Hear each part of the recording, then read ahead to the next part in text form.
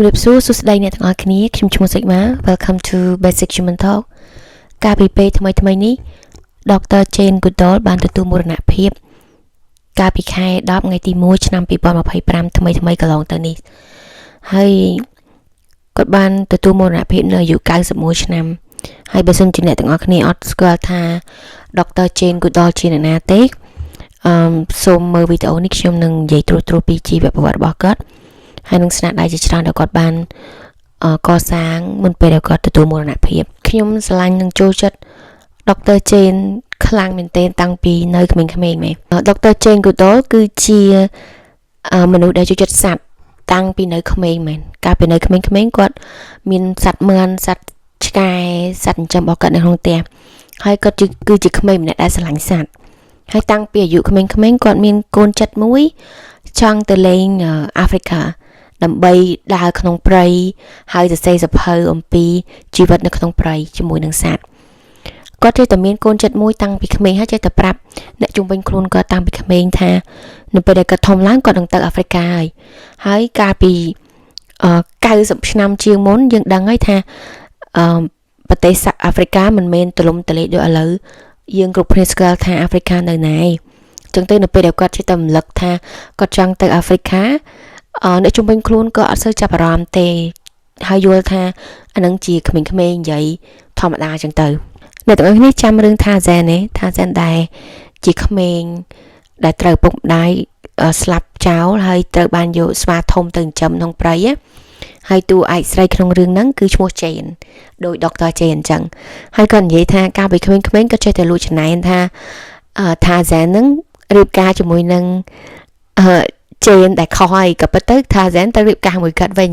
ពីព្រោះគាត់ទៅជា right Jane ហើយTarzan ហ្នឹង married the wrong Jane គាត់តែងតែនិយាយលេងអញ្ចឹងណាហើយពេលដែលគាត់ធំធាត់មកគាត់ចេះតែធ្វើការអីផ្សេងៗទៅដើម្បីចាំជីវិតប៉ុន្តែកូនចិត្តដែលគិតពីអាហ្វ្រិកាអត់ដែលចាក់ចេញពីការគិតរបស់គាត់ទេ Jane ក៏បានសម្រេចគោលបំណងដោយបានទៅ travel ទៅអាហ្វ្រិកាជាលើកដំបូងទៅប្រទេស Tanzania ដើម្បីទៅដើរលេងទេអត់មានគោលបំណងអីទេគឺទៅដើរលេងប៉ុន្តែនៅពេលដែលទៅដល់ហ្នឹងJane បានជួបជាមួយនឹងបុរសម្នាក់ដែលមានឈ្មោះថា Louis Leakey ហើយគាត់គឺជាអ្នកថែរក្សាសត្វព្រៃឈើនៅតំបន់ហ្នឹងហើយ main focus របស់គាត់ការ research របស់គាត់គឺទៅលើ chimpanzee អាស្វាខ្មៅធំអញ្ចឹងទៅJane មានការចាប់អារម្មណ៍ជាមួយនឹង chimpanzee ជាខ្លាំងដែលធ្វើឲ្យ Louis សង្កេតឃើញថា Jane គឺមានក្តីស្រឡាញ់ហើយមានការចង់ដឹងចង់ឮពីសត្វពិតប្រាកដដោយមានលក្ខខណ្ឌអីទាំងអស់គាត់ទទួលអារម្មណ៍ថា Jane គឺជាមនុស្សដែលស្រឡាញ់សត្វពិតប្រាកដអញ្ចឹងទៅ Louis ក៏បាន offer Jane ការងារនៅតំបន់ហ្នឹងហើយនៅឆ្នាំ1960នៅពេលហ្នឹង Dr. Jane មានអាយុ26ឆ្នាំគាត់ក៏បានទៅធ្វើការជាមួយ Louis នៅ Tanzania នៅក្នុងតំបន់ Gobel National Park ហើយ focus ធំបំផុតនៅក្នុង research ហ្នឹងគឺ chimpanzee ស្វាធំស្វាដំបងធំខ្មៅDr. Jane ក៏ចាប់ផ្ដើម research របស់គាត់នៅពេលដែលគាត់ទៅដល់ Tanzania ហ្នឹងហើយនៅពេលដែលការចាប់ផ្ដើមដំបូងរបស់គាត់គឺមានការប្រឆាំងជាខ្លាំងពីអ្នកវិទ្យាសាស្ត្រទាំងអស់ពីព្រោះទី1 Jane គឺអត់មានជាអ្នកវិទ្យាសាស្ត្រទេគាត់គ្រាន់តែជានារីម្នាក់ដែលត្រូវបាន Louis យល់ថាជាអ្នកសាកសន្មដើម្បីទៅសិក្សាស្រាវជ្រាវពីសត្វស្វាទាំងអស់ហ្នឹងហើយនៅពេលដែលទៅដល់គឺ Dr. Jane មានតែសភៅកត់ត្រាមួយក្បាលប៊ិចសម្រាប់ខ្លួនរបស់គាត់ហើយនឹងកៅយិតហើយគាត់គឺចូលទៅដល់ក្នុងព្រៃដើម្បី observe តាមដានស្វាទាំងអស់ហ្នឹងហើយនៅពេលដែលយូរទៅគាត់ក៏ចាប់ផ្ដើមឲ្យឈ្មោះស្វាទាំងអស់ហ្នឹងរឿងហ្នឹងហើយដែលធ្វើឲ្យអ្នកវិទ្យាសាស្ត្រប្រឆាំងដាច់ខាតដោយសារអីព្រោះពីទូទៅនៅពេលដែលគេរៀនឬក៏ស្រាវជ្រាវពីសត្វអីមួយគេច្រើនតែឲ្យ number ទៅសត្វទាំងអស់ហ្នឹងដើម្បីcollect data នៅពេលបញ្ចប់ research អីមួយប៉ុន្តែ Dr. Jane គាត់គឺចាប់ផ្ដើមឲ្យឈ្មោះស្វាទាំងអស់ហ្នឹងហើយអ្នកវិទ្យាសាស្ត្រមានការសើចចំអកមានការលក់លឺឲ្យគាត់ជាខ្លាំងប៉ុន្តែគាត់អត់ខ្វល់ទេពីព្រោះគាត់នៅតែមានកូនចិត្តយល់ថាស្វាគឺស្តៀងជាមួយនឹងមនុស្សយើងច្រើនទាំង emotion ទាំងការរស់នៅផ្សេងៗហើយក្នុងអំឡុងពេលដែល Dr. Jane នៅក្នុងព្រៃសិក្សាពីសត្វហ្នឹងមានស្វាមួយចំនួនដែល ដែលស្និទ្ធស្នាលជាមួយគាត់ខ្លាំងណាស់ពីព្រោះគាត់ចំណាយពេលវេលាជាមួយពួកគេនៅក្នុងព្រៃអ្នកវិទ្យាសាស្ត្រគឺចេះតែនៅតែមានកូនចិត្តយល់ថាសត្វគឺខុសពីមនុស្សសត្វអត់មាន emotion អត់មាន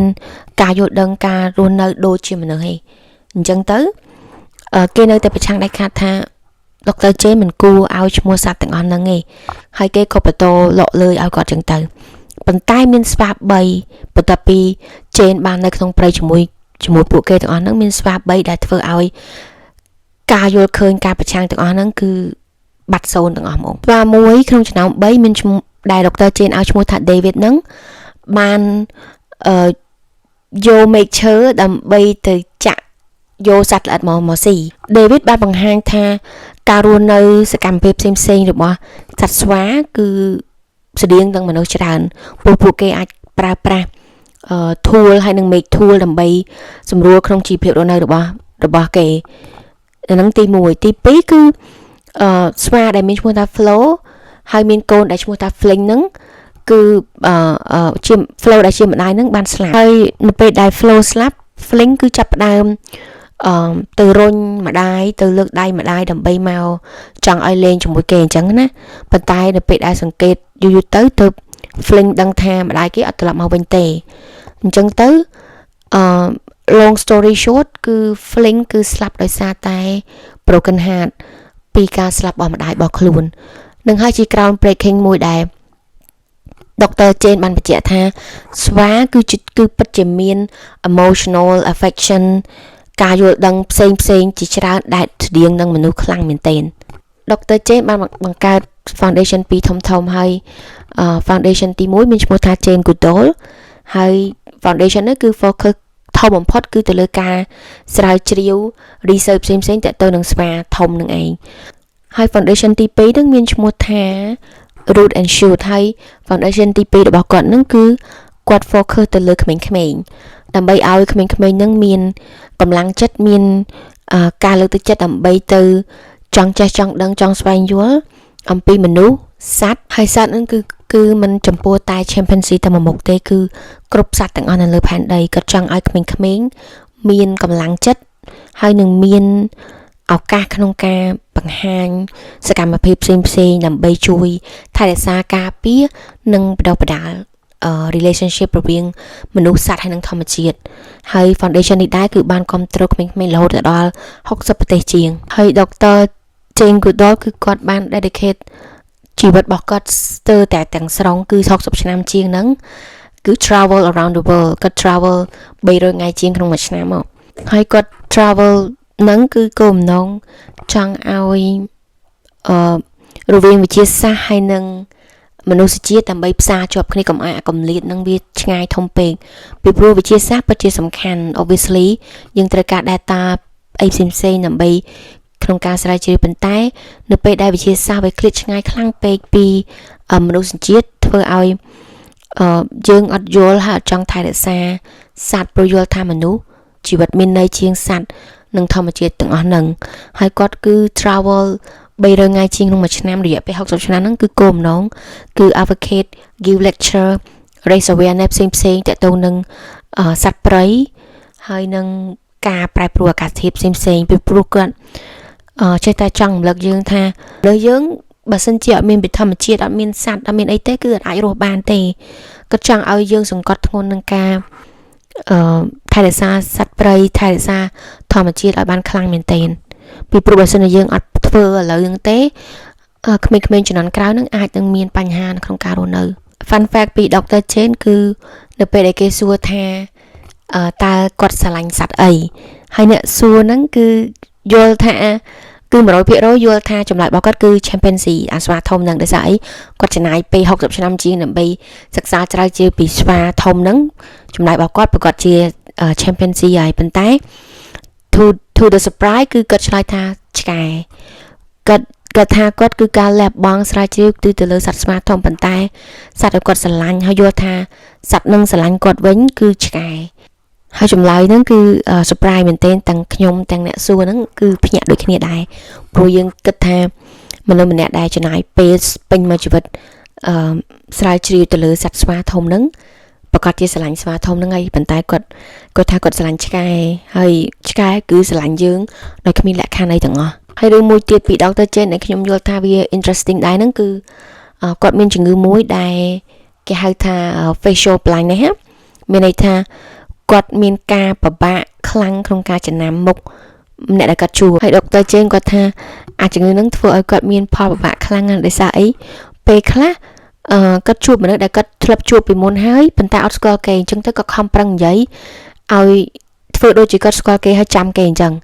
ហើយទី2ពេលខ្លះគាត់ខំប្រឹងនិយាយខំប្រឹងរស់រីករាយជាមួយគេព្រោះយល់ថាប្រហែលជាធ្លាប់ជួបគ្នាពីមុនប៉ុន្តែពេលខ្លះអ្នកដែលគាត់និយាយជាមួយនឹងគាត់អត់ដែរជួបផងហ្នឹងអញ្ចឹងទៅគាត់ថាពេលខ្លះfunny ខ្លាំងណាស់ដោយសារអីទៅនិយាយមួយគេព្រោះយល់ថាខ្លាចគេប្រកាន់ដោយសារតែគាត់អត់ចាំគេអញ្ចឹងទៅគាត់ចេះតែនិយាយក្នុងន័យមួយថាដែលធ្លាប់ស្គាល់គ្នាអញ្ចឹងណាអញ្ចឹងទៅគាត់ថាជំងឺហ្នឹងគឺ fun ហើយពេលខ្លះ give her a hard time ខ្ញុំចង់បង្ហាញពីការដឹងគុណហើយនឹងការ admire ទៅដល់ Dr. Jane Goodall ដែលជាមនុស្សស្រីម្នាក់ដែលរស់នៅលើផែនដីនេះ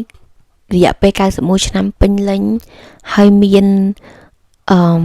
real life purpose ហើយ life purpose របស់គាត់ហ្នឹងគឺមិនសម្រាប់តែគាត់ម្នាក់គឺសម្រាប់ឲ្យមនុស្សជុំវិញពិភពលោកទាំងអស់គ្នាអាចយល់ចង់ដឹងចង់ចេះចង់ស្រឡាញ់មិនថាមនុស្សជុំវិញខ្លួនទេគឺចង់ស្រឡាញ់សត្វព្រៃស្រឡាញ់បរិស្ថានហើយឲ្យតម្លៃគ្នាទៅវិញទៅមកគ្រប់ជីវិតទាំងអស់នៅលើផែនដី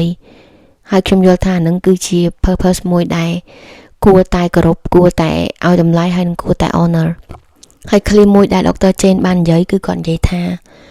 what you do make a difference you have to decide what kind of difference you want to make មានន័យថាគ្រប់រឿងទាំងអស់ដែលយើងធ្វើគឺមិនថាតូចមិនថាធំនេះគឺអាចកែប្រែរឿងអីមួយបានហើយយើងជាអ្នកសម្រេចថាតើយើងចង់កែប្រែរឿងឲ្យទៅជាល្អឬក៏អាក្រក់យើងមានសិទ្ធិក្នុងការសម្រេចវីដេអូហ្នឹងមានតែប៉ុណ្្នឹងទេខ្ញុំគ្រាន់តែចង់និយាយពីមនុស្សស្រីដ៏អស្ចារ្យម្នាក់ហើយចង់ honor គាត់ចង់បង្ហាញការដឹងគុណទៅឲ្យគាត់ថាគាត់ពិតជា make a real life impact បើសិនជាអ្នកទាំងគ្នាចង់ស្វែងយល់បន្ថែមពី Dr. Jane យើងអាចរៀនបន្ថែមពីគាត់បានព្រោះទោះបីជាគាត់បាត់បង់ជីវិតទៅក៏ដោយខ្ញុំយល់ថាមានរឿងជាច្រើនដែលយើងអាចរៀនពីគាត់ហើយថែរក្សាកេរ្តិ៍ឈ្មោះរបស់គាត់ថែរក្សាការស្រឡាញ់របស់គាត់ទៅលើសត្វព្រៃនិងធម្មជាតិហើយអរគុណអ្នកទាំងអស់គ្នាដែលចូលរួមស្ដាប់វីដេអូហើយជួបគ្នានៅវីដេអូក្រោយៗទៀត Thank you so much